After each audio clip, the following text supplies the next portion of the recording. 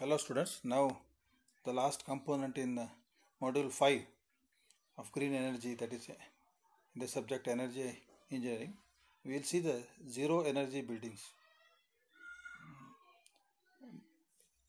Of late a lot of awareness has come up the citizens about energy and the bad effect it has got on the environment. So people are getting aware that energy is a scarce commodity. Basically, if it is produced from fossil fuels like coal, oil, or gas, and also the resources like water and all are very limited, and lot of population is increasing. Now we have got around 750 crore people on this planet Earth. Some cities are facing water problem, and in days to come further, lot of problems will be there with respect to water, electricity, as well as food. So keeping all this in mind, the educated people, the people who are concerned for the environment, now they have planned for buildings which they construct uh, using some technologies, some materials basically, so that the building consumes less energy for construction as well as uses less energy during its normal lifetime. Okay, so that is the concept of zero energy building or zero net energy building.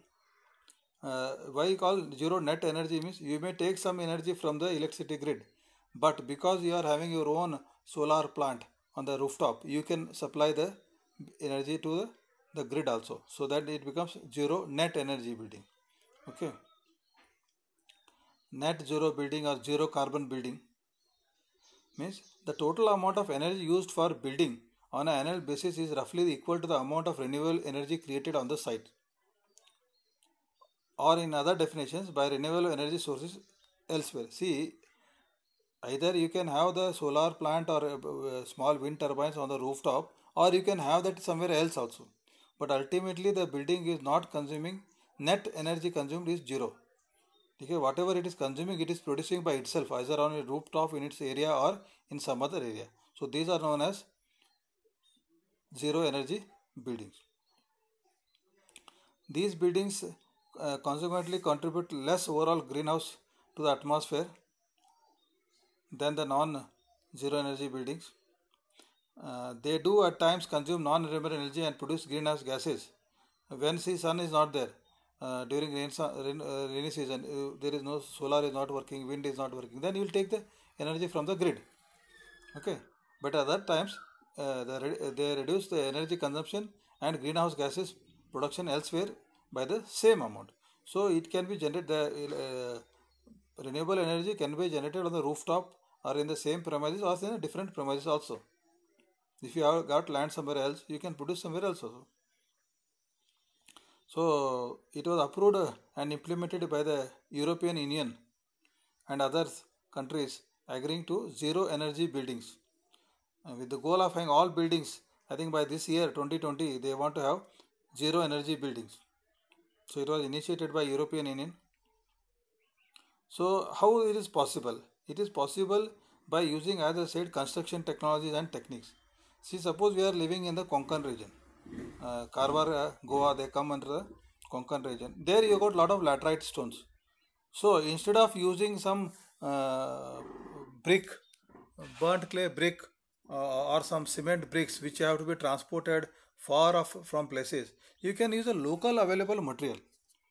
Okay, local available material, local available technologies, local available people, so that the transportation is avoided and the carbon impact or the greenhouse gases are reduced. So these are the some technologies. And now to reduce the heat inflow to the house, you have got like insulation, like you can insulate the roof, you can insulate the walls also. They are called spray foam insulation. You can spray, it will form a foam. Then you got solar photovoltaic panels with high efficiency, nowadays almost 17 to 18% efficiency. Then high efficiency heat pumps. Heat pumps we are not using in India, but in Western countries, US, Europe and all, they use heat pumps because there the temperature is very less. Uh, India is very fortunate. Out of 365 days, we have got sun for almost 300 days, and the temperature is temperate. So our temperature will not go very low or very high. Say somewhere under 30 to 40, 45 degrees centigrade. But Europe and all, it can go 0 degrees, 5 degrees, very low temperature. So for those, even Korea, my friend is working there. I have seen temperature very low. So there, what they are doing, they are heating the buildings using heat pumps. Heat pump is nothing like is simple like your AC only. In AC, we are keeping the indoor unit inside, which is giving the cold air, and outdoor unit, that compressor and condenser, we are keeping outside. That is throwing out the heat. So heat pump means I am putting that outside unit inside, so that I want heat inside the building, and this indoor unit I will keep it outside. This is known as heat pump. And these windows in India, these windows, a lot of heat comes through the windows. The glass has got a property that will allow the sunlight to come inside along with the heat, but it will not allow the heat to go back. So it acts like a one-way valve, this glass. So the heat, basically nowadays you have seen a lot of buildings with all the glass to look better, architectural views or aesthetic views. A lot of glass is used, but that glass is dangerous because that is allowing a lot of heat inside the building. So now what is happening, if you have seen that new railway coaches like LHB coaches and all, we have got the not simple glass, it is two glazed glass, two layers of glass, and in between there is some 8 or 10 mm gap, and the gap is filled with argon gas. So what happens, it's a good insulator, the heat will not come, but the visibility will be excellent. These are available in new coaches, especially Rajdhani coaches and Shatabdi coaches. You can see these wide and big windows.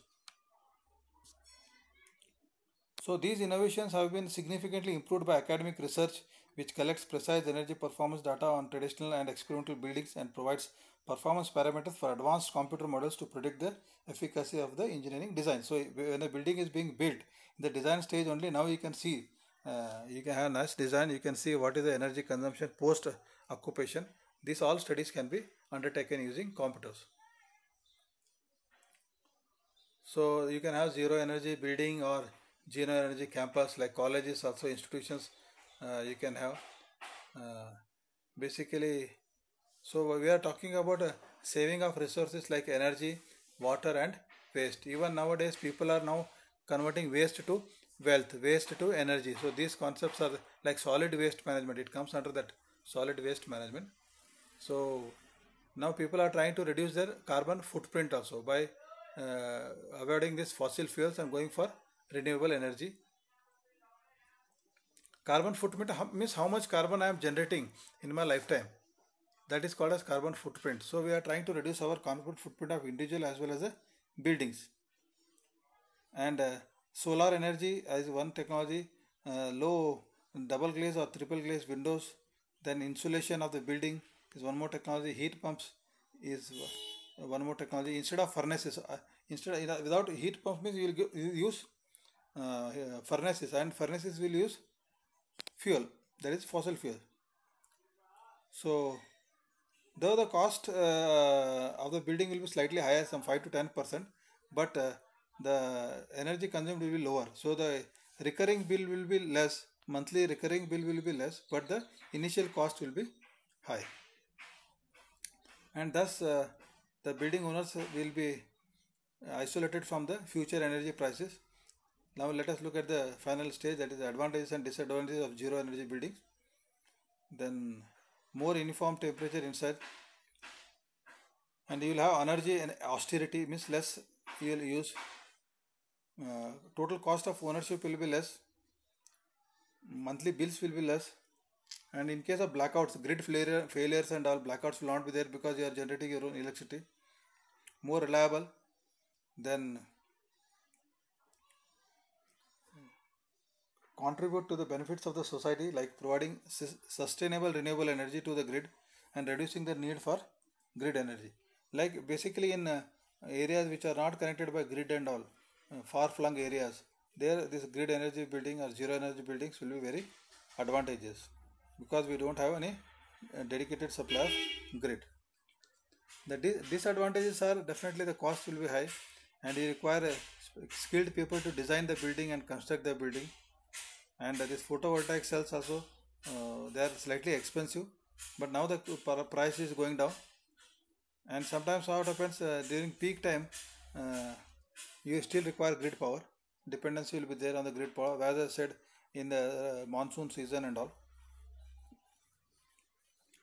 And we are only taking the advantage of solar energy to capture the heat.